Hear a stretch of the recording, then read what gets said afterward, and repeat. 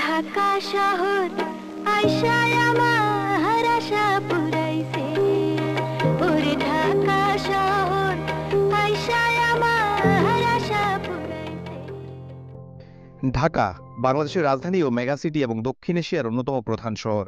আয়তনে 1463.60 বর্গমিটার এই শহরে প্রত্যক্ষ ও পরোক্ষভাবে বাস করেন প্রায় 3 কোটি মানুষ। জনসংখ্যা বিচারে ঢাকা দক্ষিণ এশিয়ার দ্বিতীয় এবং বিশ্বের 7ম বড় শহর। আজকের ঢাকা দেখে অনুমান করা দুঃসাধ্য যে 50 বছর আগেও শহরের অনেকাংশেই ছিল না লোকালয়, আর গোড়াপত্তনকালে বর্তমান ঢাকার বড় অংশ জুড়েই ছিল বাঘ অজগরের মতো বন্যপ্রাণীদের অভয়ারণ্য। ইতিহাস বলে 17 শতকের গোড়ার দিকে মুঘলদের পূর্ব বাংলা দখল ও রাজধানী স্থাপনের মধ্য দিয়ে ঢাকার যাত্রা শুরু। যদিও এই নিয়ে ইতিহাসবিদদের রয়েছে বিস্তর মত পার্থক্য। তাদের মতে রাজধানী হিসেবে ঢাকার বয়স 400 বছর হলেও জনপদ গড়ে ওঠার ইতিহাস আরও পুরনো। মুঘলরা এই তল্লাটে আসার আগেই বাহারের স্থানে গায়েবিতে মির্জা নাথানের বর্ণনায় পাওয়া যায় বুড়িগঙ্গার পূর্ব তীরে প্রতিষ্ঠিত জাঁকজমকে পরিপূর্ণ এক সুন্দর নগরীর কথা। ইতিহাসকে ভিত্তি করে এই শহরের অবস্থান নির্ণয়ের চেষ্টা করা হলে বর্তমান বাবুবাজারের উত্তর পূর্ব ও দক্ষিণ পূর্বে কয়েক মাইল পর্যন্ত বিস্তৃত ছিল এই সুন্দর নগরীটি। গবেষণা বলে ঢাকার ইতিহাস অন্তত 1000 বছরের। ঢাকা ইতিহাস গবেষণা কেন্দ্রের পরিচালক ও ঢাকা নগর জাদুঘরের প্রতিষ্ঠাতা ট্রাস্টি হাশেম সুফির লেখায় পাওয়া যায় জনপদ হিসেবে ঢাকার গোড়াপত্তন হয় 750 খ্রিস্টাব্দে, আর শহর হিসেবে গোড়াপত্তন 1229 খ্রিস্টাব্দে। সমৃদ্ধশালী জনপদ হিসেবে ঢাকা কলকাতার চেয়েও 940 বছরের প্রাচীন।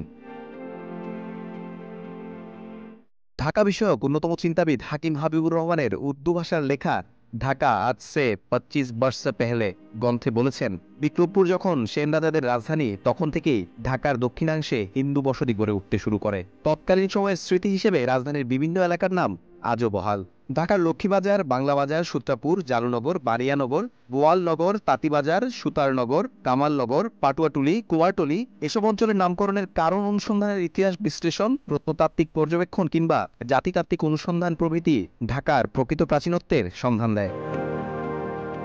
কথিত আছে 1160 থেকে 1179 সালের মধ্যবর্তী কোনো এক সময়ে সেন বংশের রাজা বল্লাল সেন বুড়িগঙ্গা নদীর তীরে ভ্রমণকালে দেবী দুর্গার একটি বিগ্রহ খুঁজে পান। দেবীর প্রতি শ্রদ্ধাস্বরূপ বল্লাল সেন ওই এলাকায় একটি মন্দির প্রতিষ্ঠা করেন। যেহেতু দেবীর বিগ্রহ ঢাকা বা গুপ্ত অবস্থায় খুঁজে পাওয়া গিয়েছিল, তাই রাজা মন্দিরের নাম রাখেন ঢাকেশ্বরী। মন্দিরের নাম থেকেই কালক্রমে জনপদের নাম ঢাকা হিসেবে গড়ে ওঠে। ধারণা করা হয় কালের বিবর্তনে ঢাকা প্রথমে সমতট, পরবর্তীতে বঙ্গ এবং গৌড় রাজ্যের অন্তর্ভুক্ত ছিল। 1300 খ্রিস্টাব্দের শেষের দিকে মুসলমানরা ঢাকা দখলে নেয়। মুঘল যুগের পূর্বে বাংলা হিন্দু ও মুসলিম শাসকরা ঢাকার চারিদিকে তাদের রাজধানী প্রতিষ্ঠা করেন। এসব রাজধানীর কয়েকটি নিদর্শন এখনও বিক্রমপুর, ভাওয়াল ও সোনারগাঁয়ে দেখা যায়। মোগলদের আগে সুলতানি আমলে ঢাকায় 3টি দুর্গ ছিল। বর্তমান ঢাকা কেন্দ্রীয় কারাগার, মিল ব্যারাক এলাকার একাংশে এবং ফরাসগঞ্জ মালাকার টোলার কিছু অংশে এই 3 দুর্গ অবস্থিত। সুলতান ফখরুদ্দীন মোবারক শাহ ঢাকা কেন্দ্রীয় কারাগার এলাকা থেকে ঢাকার নামকরণ করেছিলেন মোবারকনগর। গ্রিক ও রোমান দেশের মিউজিয়ামগুলোতে নিদর্শন রয়েছে যে সুলতানি আমলে সেসব দেশে ঢাকা থেকে অশ্বরথ ও যুদ্ধজাহাজ রপ্তানি হতো। ঢাকার উৎকৃষ্ট গজারিকাঠ দিয়ে তৈরি হতো সেই অশ্বরথ।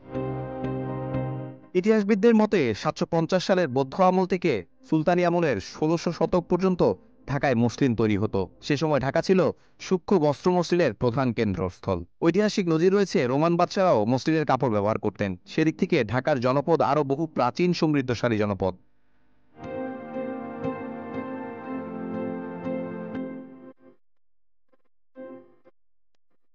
তবে প্রশাসনিক দপ্তর হিসেবে ঢাকা প্রতিষ্ঠা পায় মুঘল শাসনামলে। সে মুঘল আমল থেকেই সিরাজউদ্দৌলা, সেখান থেকে ব্রিটিশ ও পাকিস্তানি শাসকের পর মুক্তিযুদ্ধ এবং সর্বশেষ আধুনিক ঢাকা, এই অল্প সময়ের মধ্যেই ঢাকার ঝুলিতে রয়েছে অনেক ইতিহাস। এই ইতিহাসের বাঁকে বহুবার রাজধানীর ভূমিকায় থেকেছে ঢাকা। প্রশাসনিক গুরুত্বের কারণেই মূলত আধুনিক ঢাকার গোড়াপত্তন হয়। গড়ে ওঠে নানা ঐতিহাসিক স্থাপনা। কালের সাক্ষী হয়ে এসব কিছু আজও অযত্ন অবহেলায় দাঁড়িয়ে আছে।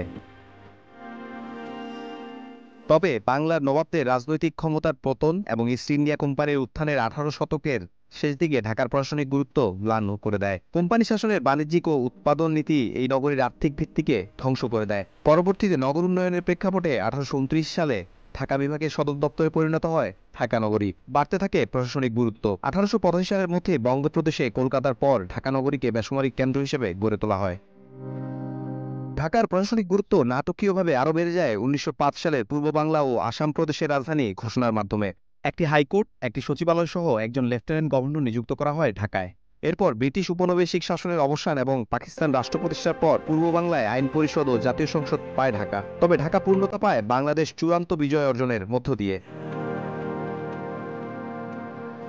একটি স্বাধীন সার্বভৌম রাষ্ট্রের রাজধানী হিসেবে রাজনৈতিক, প্রশাসনিক, অর্থনৈতিক, সামাজিক, শিক্ষা ও সাংস্কৃতিক কার্যক্রমের সর্বাধিক গুরুত্বপূর্ণ কেন্দ্রের মর্যাদা লাভ করে ঢাকা।